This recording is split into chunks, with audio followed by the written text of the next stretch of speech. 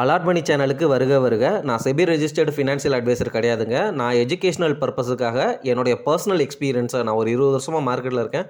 அதை தான் உங்கள்கிட்ட ஷேர் பண்ணுறேன். நீங்கள் எந்த முடிவு எடுக்கிறதா இருந்தாலும் உங்கள் நிதி ஆலோசகரை அணுகி அதுக்கப்புறம் பணத்தை போடுறதை பற்றி முடிவு பண்ணுங்கள். நன்றி. அலாட் சேனலுக்கு வருக வருக. இந்த சேனலுக்கு இன்னும் நீங்கள் சப்ஸ்கிரைப் பண்ணலைன்னா தயவு செஞ்சு சப்ஸ்கிரைப் பண்ணிக்கோங்க. பெல் பட்டனையும் கிளிக் பண்ணிக்கோங்க.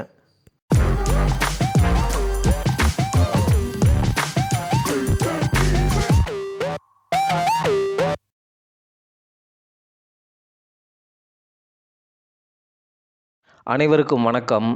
என்கிட்ட நம்ம சப்ஸ்கிரைபர்ஸ் எல்லாமே லைவில் ஸ்ட்ரைட் ஃபார்வர்டாக சில கொஸ்டின்ஸ் கேட்குறீங்க. நான் என்னென்ன ஸ்டாக்ஸ் எல்லாம் வாங்கினேன், நான் என்னென்ன ஸ்டாக்ஸ் எல்லாம் வச்சுருக்கிறேன், எந்த குவான்டிட்டியில் வச்சுருக்கிறேன், இப்போ நிஃப்டி இதுதான் பாட்டமா, அடுத்த வாரம் நிஃப்டி எப்படி போகும், இந்த மாதிரி ஸ்ட்ரைட் ஃபார்வர்டான கொஸ்டின்ஸ். எது பெஸ்ட்டு ரிட்டர்ன், இந்த ஸ்டாக்கை வாங்கினா இது பெஸ்ட்டு ரிட்டர்ன் தருமா, இதை யாருனாலையுமே சொல்ல முடியாதுங்க. அதுதான் நிதர்சன உண்மை. நான் என்னுடைய இன்ஸ்டிங்க்ட்டு, என்னுடைய எக்ஸ்பீரியன்ஸை வச்சு எனக்கு தெரிஞ்சதை சொல்கிறேன், அவ்வளவுதான். ஆனால் நான் சொல்லக்கூடாது. நான் செபி ரெஜிஸ்டர்டு அட்வைசர் கிடையாதுங்கிறது உங்களுக்கு நல்லாவே தெரியும். அதனால் நான் சொல்லவும் மாட்டேன். சரிங்களா? இப்போது என்கிட்ட இந்த மாதிரி கொஸ்டின் கேட்குறீங்களே, நான் உங்ககிட்ட சொல்கிறது என்ன அப்படின்னா, நான் என்னுடைய போர்ட்ஃபோலியோவை அப்படியே உங்ககிட்ட திறந்து காட்டினாலும், எந்த விலையில் எந்த ஸ்டாக்கை வாங்கினாலும் அதுக்குள்ளே ஒரு மீனிங் இருக்குது. நான் லைவில் கிளியராகவே சொல்லிட்டேன். பஜாஜ் ஆட்டோ ரொம்ப காஸ்ட்லியான ஸ்டாக்கு, இருந்தாலும் நான் வாங்கினேன். ஏன்னா நான் பஜாஜ் ஆட்டோவை கிட்டத்தட்ட 3500 ரேஞ்சில் பிடிச்சிட்டு 8000 அந்த ரேஞ்சில் விற்றுட்டு திருப்பி 7500 வாங்கியிருக்கிறேன். எனக்கு என்னென்னா, நான் லாங் டேர்ம் இன்வெஸ்டர். தெரியாமல் ஒரு தேவைக்காக விற்க வேண்டியது ஆயிடுச்சு. திருப்பி அந்த ஸ்டாக்கு நம்ம கையை விட்டு போயிடக்கூடாது அப்படிங்கிறதுக்காக அதிக விலை இருந்தாலும் பரவாயில்ல, நமக்கு 1000 ப்ராஃபிட் கிடைக்குது அப்படின்னு சொல்லிட்டு அந்த ஸ்டாக்கை திருப்பி வாங்கியிருக்கிறேன். அதுவும் நான் முன்னாடி வச்சுருந்த அளவுக்கு குவான்டிட்டி வாங்குறதுக்கு என்கிட்ட பைசா இல்லை. அதனால் அட்லீஸ்ட் ஒரு பாதி குவான்டிட்டியாவது வாங்கலாம் அப்படின்னு சொல்லிட்டு, என்னுடைய கான்டெக்ஸ்ட் வேறு, என்னுடைய சூழ்நிலை வேறு. நான் டிடிகே ப்ரெஸ்டீஜ் வாங்கியிருக்கேன் அப்படின்னா அதுக்கு காரணம் வேர்ல்பூல் இந்த மாதிரி பண்ணுறாங்க அப்படின்னு சொல்லிட்டு வேர்ல்பூலில் இருக்கிற ஸ்டாக்கை விற்றுட்டு டிடிகே ப்ரெஸ்டீஜுக்கு மூவ் ஆகியிருக்கிறேன். இந்த மாதிரி என்னுடைய பர்சனல் சாய்ஸஸ் எல்லாமே உங்களுக்கு பெர்ஃபெக்டாக ஃபிட் ஆகும் அப்படிங்கிறது அவசியமே கிடையாது நண்பர்களே. தயவு செஞ்சு புரிஞ்சுக்கோங்க. தயவு செஞ்சு இந்த மாதிரி ஸ்ட்ரெயிட் ஃபார்வர்டான கொஸ்டின்ஸை தவிர்த்துட்டு விசுவலைஸ் பண்ணுங்கள். ஒரு பிஸ்னஸ், நல்ல பிஸ்னஸ். இப்போ நீங்கள் உதாரணமாக ஐடி ஃபீல்டில் வேலை பார்க்குறீங்கன்னா, ஐடி ஃபீல்டில் எந்த அளவுக்கு கார்ப்பரேட் கவர்னன்ஸ் இருக்குது அப்படிங்கிறது உங்களுக்கு தெரியும். ஒரு ப்ராஜெக்டை நீங்கள் எத்தனை பேர் எக்ஸிக்யூட் பண்ணுறீங்க அப்படிங்கிறதும் உங்களுக்கு ஐடியா தெரியும். ஒரு ப்ராஜெக்டில் பெர் ஹவர் பில்லிங் உங்களுக்கு எவ்வளவு கொடுக்குறாங்க அப்படிங்கிறதும் தெரியும். இந்த மாதிரி இருக்கிற ஐடி கம்பெனிஸ், அதுவும் கேஷ் ரிச்சாக இருக்கிற ஐடி கம்பெனிஸ் இப்போ 22% உடஞ்சி கிடக்குறாங்க. இருந்தாலும் ஃபினான்ஷியல் எக்ஸ்பர்ட்ஸ் எல்லாமே இப்போ ஐடி கம்பெனிஸை தொடாதீங்க அப்படின்னு சொல்கிறாங்க. யூஎஸில் ரெசஷன் வரும், ஐடி கம்பெனியோடைய ஃப்யூச்சர் எப்படி இருக்க போகுதுன்னு தெரில. ஏஐலாம் வேறு வருது, இந்த டேரிஃப் வேறு ஐடி கம்பெனிஸுக்கு போட்டுட்டா இன்னும் அஃபெக்ட் ஆகும். இந்த மாதிரி ஃபியரும் அன்சர்டனிட்டியும் ஐடி ஸ்டாக்ஸை ஆல்ரெடி 20%க்கு கீழே தள்ளிருச்சு. என்ன தான் நிஃப்டி உங்களுக்கு 20%க்கு கீழே உடஞ்சி பியர் மார்க்கெட்டுக்குள்ளே போகலைனாலும், இந்த மாதிரி நிறைய லார்ஜ் கேப் ப்ளூ சிப் பங்குகள் 20% உடஞ்சி பியர் மார்க்கெட்டுக்குள்ளே என்ட்ராயிருச்சு அப்படின்னு நம்ம வீடியோ போட்டுட்டோம். நான் இப்போ வாங்குறேன் அப்படின்னா அதுக்கு ரீசன் கான்ட்ரா பெட்டு. எனக்கு இந்த ஸ்டாக்ஸ் எல்லாம் இன்னும் கீழே உடஞ்சாலும் பரவாயில்லை, என்னுடைய போர்ட்ஃபோலியோவில் இந்த மாதிரி ப்ளூ சிப் கம்பெனிகள் பிடிக்கணும் அப்படிங்கிற ஆசை ரொம்ப நாளாகவே இருந்துச்சு. இப்போ கொஞ்ச நாளைக்கு முன்னாடி, சரிங்களா, செப்டம்பர் மாதத்துலலாம் 4500 ட்ரேடான டிசிஎஸ் அப்போ வாங்கலாமான்னு எல்லாரும் கேட்டீங்க. ஆனால் 3200 வந்ததுக்கப்புறம் இன்னும் வெயிட் பண்ணலாம் அப்படிங்கிற மாதிரி நம்ம எல்லாருக்கும் தோணுது. ஏன்னா இந்த அன்சர்டனிட்டி, அந்த அன்சர்டனிட்டி உண்மையாகவே இருக்கலாம். 3200ங்கிறது மறுபடியும் 2500க்கு போகலாம். அதனால தான் நம்ம பிரித்து அதை வாங்குகிறோம் அப்படிங்கிறதான் பாயிண்ட்டு. இதில் நான் முன்னாடியே சொல்லிட்டேன், நான் 2 ஸ்ட்ராட்டஜி அடாப்ட் பண்ணுறேன். ஒன்று domestic consumptions, banking and FMCG. அதே சமயம் கான்ட்ராக்ட் ஃபார்மா அண்ட் ஐடி அப்படின்னு நான் சொல்லிட்டேன். சரிங்களா? இப்போது இந்த ஐடி கம்பெனிகள் எல்லாமே பல வருஷமாக இருக்கிறாங்க, பல வருஷமாக ப்ரூவ் பண்ணிட்டாங்க. அவங்களுடைய பிஇ எல்லாமே 20, டிசிஎஸ் மட்டும்தான் 24, இன்ஃபோசிஸ் 20, விப்ரோ 19, டெக் மஹேந்திரா பார்த்திங்கன்னா அதுவும் கொஞ்சம் காஸ்ட்லியாக தான் இருக்குது. சரிங்களா? ஸோ பிஇ ரேஞ்சு பிரகாரம் எல்லாமே ஃபேர் வேல்யூவில் நமக்கு ட்ரேட் ஆகுது. அப்படிங்கிறதுனால நான் இதுக்கு கீழே உடஞ்சாலும் இந்த ஸ்டாக்ஸ் எல்லாம் 15 வருஷத்துக்கு நான் வாங்கி வைக்கிறதுக்கு வெயிட் பண்ணுறதுக்கு ரெடி தான் அப்படிங்கிற தாட் ப்ராசஸில் அப்ளை பண்ணி நான் வாங்கியிருக்கிறேன். சரிங்களா? என்னுடைய இன்ஸ்டிங்க்ட் பிரகாரம் மார்க்கெட் வந்து இந்த 22,000ங்கிறது ஃபஸ்ட்டு பாட்டம், நல்ல பாட்டம் அப்படின்னு நான் நினைக்கிறேன். இங்கேருந்து மேலே வந்து எழும்புறதுக்கு வந்து 50% சான்ஸ் இருக்குது. ட்ரம்ப் அவர்கள் வந்து மாற்றி வந்து ஏதாவது பண்ணார் அப்படின்னா வந்து இங்கேருந்து மறுபடியும் வந்து 20% உடைகிறதுக்கும் வாய்ப்பு இருக்குது. 50-50 தான். ஆனால் இந்த 50-50யில் இந்த அன்சர்டனிட்டி டைமில் வந்து நான் ரிஸ்க் எடுத்துருக்கிறேன். சரிங்களா? என்னுடைய ரிஸ்க்கு உங்களுக்கு சூட் ஆகாது. நீங்கள் கேட்குறது எல்லாமே வந்து நான் என்ன பண்ணுறேன் அப்படிங்கிறது தான். நான் என்ன பண்ணுறேன் அப்படிங்கிறத ஓப்பனாக சொல்லிட்டா நீங்களும் வந்து காப்பி அடிப்பீங்க. அந்த காப்பி அடிக்கிறதுனால எனக்கு வழி வரும் பொழுது அதை நான் தாங்கிக்குவேன். என்னுடைய எக்ஸ்பீரியன்ஸ் எனக்கு இருக்குது. ஆனால் உங்களால் தாங்கிக்க முடியுமா? உங்கள் சூழ்நிலை என்னன்னு எனக்கு தெரியாது. அதனால் தயவு செஞ்சு ஒரு பிஸ்னஸை விசுவலைஸ் பண்ணுங்கள்.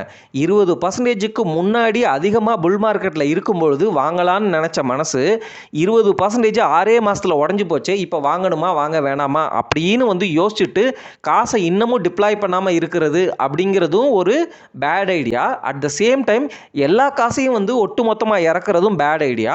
ஒரு போர்ஷனையாவது அட்லீஸ்ட் வந்து நம்ம போர்ட்ஃபோலியோ சைசிங் பிரகாரம் ப்ளூ சிப் கம்பெனிகளுக்கு 5% அப்படின்னு சொல்லும் பொழுது எல்லா ப்ளூ சிப் கம்பெனிகளுமே பியர் மார்க்கெட்டில் வந்து என்ட்ரு ஆயிருச்சு. அதாவது என்னென்னா 20% உடஞ்சிருக்கு. அப்போ அட்லீஸ்ட் ஒரு போர்ஷனாவது எடுத்து நம்ம போர்ட்ஃபோலியோக்குள்ளே வைக்கலாம் அப்படிங்கிறது ஒரு லாங் டேர்ம் இன்வெஸ்டரோடைய ஸ்டாண்டர்டான தாட்டாக இருக்கும். அந்த தாட்டை தான் நான் வந்து உங்ககிட்ட ஷேர் பண்ணுறேங்க.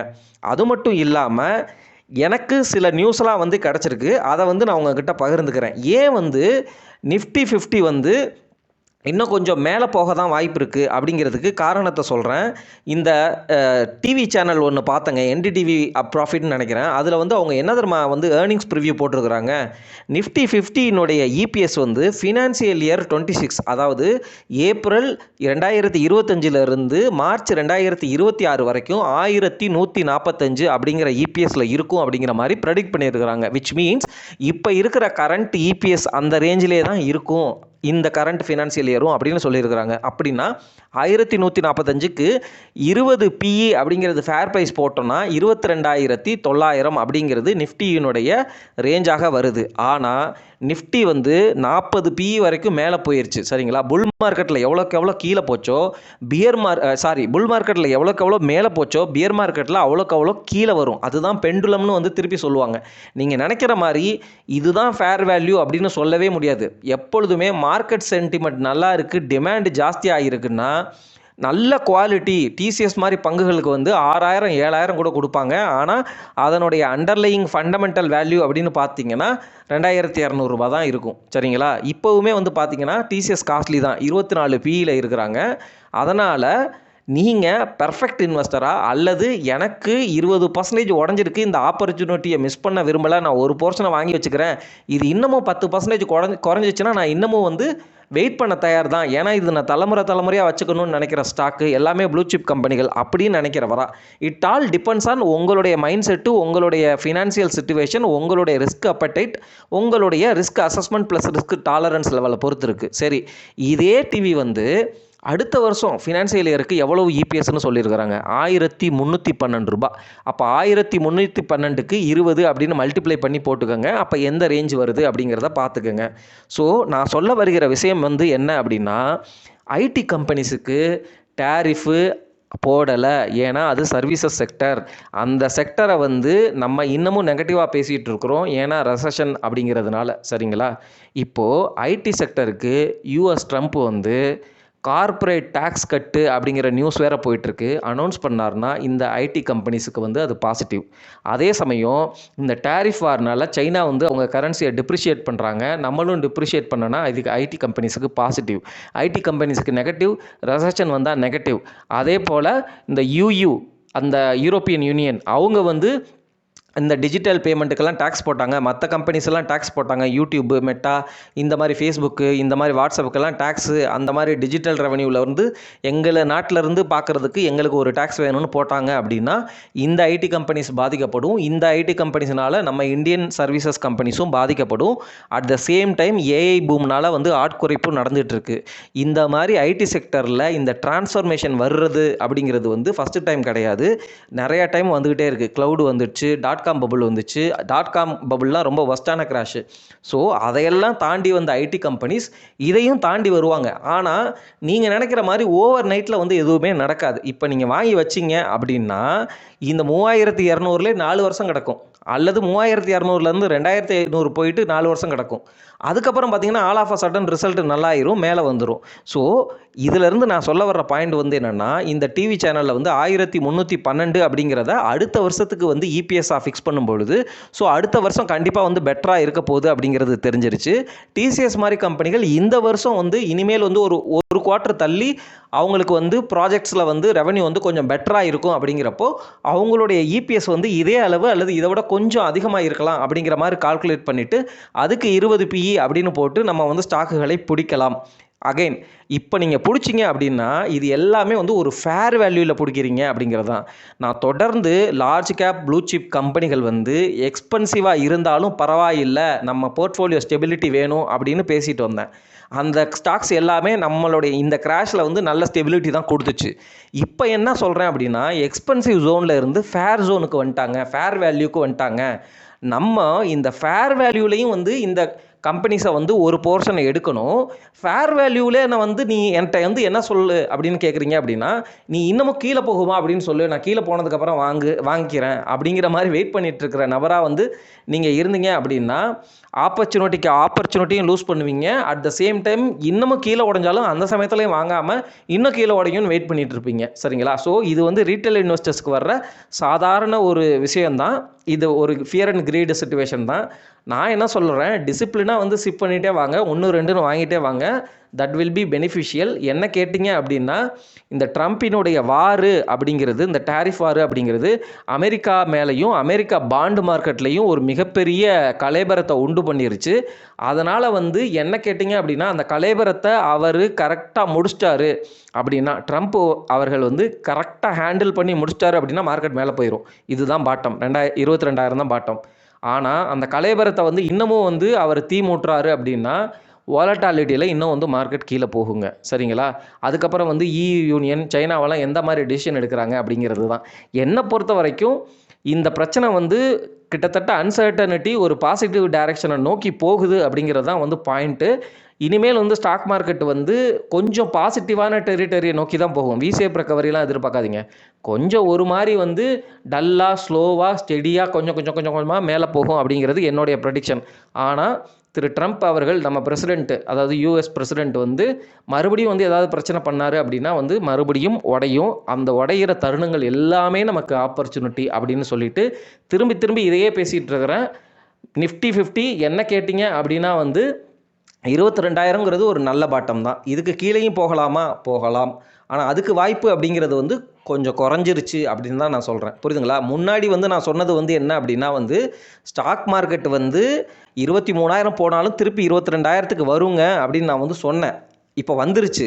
அந்த 60% ப்ராபபிலிட்டி அப்படின்னு நான் தொடர்ந்து பேசிட்டு வந்தது நடந்து விட்டது. இப்போ நம்ம பேசுகிறது வந்து இதுக்கும் கீழே போகிறதுக்கு வாய்ப்பு அப்படிங்கிற அந்த 20% பற்றி பேசிகிட்டு இருக்கிறோம். அது வந்து உங்களுடைய டெசிஷன். சரிங்களா? இப்போ 20% கீழே வந்துருச்சு அப்படின்னா நான் வந்து என்னுடைய கேபிட்டலில் வந்து பெரும்பாலான அமௌண்ட்டை வந்து உள்ளே இறக்கிட்டேன். ஒரே ஒரு 10% மட்டும் எடுத்து வச்சுருக்கிறேன். அந்த ஆப்பர்ச்சுனிட்டி காசு அப்படின்னு சொல்லிட்டு ரொம்ப பாதாளத்துக்கு போனால் வாங்குறதுக்கு அப்படிங்கிறதுக்காக நான் ஓப்பனாகவே உங்ககிட்ட இது எல்லாத்தையுமே சொல்லிட்டேன். இனிமேல் வந்து தயவு செஞ்சு இந்த மாதிரி ஸ்ட்ரெயிட் ஃபார்வர்டான கொஸ்டின் என்கிட்ட கேட்குறீங்க அப்படின்னா வந்து எனக்கு பயமாக இருக்குது. நான் லாங் டர்ம் இன்வெஸ்டராக இருந்து உங்களுக்காக ஸ்பெக்குலேட்டராக மாறணும், நான் வந்து தவறான வழியில் வந்து போகிறணும் அப்படிங்கிற ஃபீலிங் எனக்கு வருது. அதனால தான் இந்த வீடியோ பதிவு அப்படின்னு சொல்லிட்டு இந்த வீடியோ பதிவை முடிக்கிறேன்.